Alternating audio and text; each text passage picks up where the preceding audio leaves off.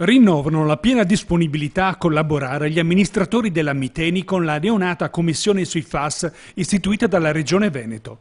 Alla commissione saranno messi a disposizione anche i risultati dell'indagine che i consorzi di depurazione stanno realizzando sulla rete di drenaggio degli scarichi della cosiddetta zona rossa.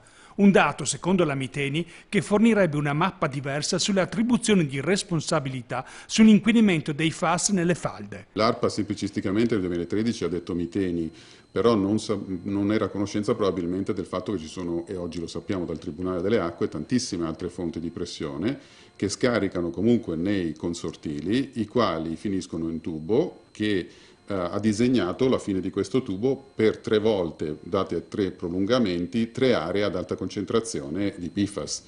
Quindi prima di dire Miteni, la falda di Miteni, bisogna guardare queste concentrazioni. La Miteni resta comunque una delle fonti che si appresta a sentire il consigliere regionale Manuel Brusco, il presidente eletto a presiedere la commissione regionale. Una poltrona che se da un lato premia l'impegno in questi anni del Movimento 5 Stelle nella denuncia, dall'altra sembra diventare una poltrona scomoda per la mole di competenze concentrate.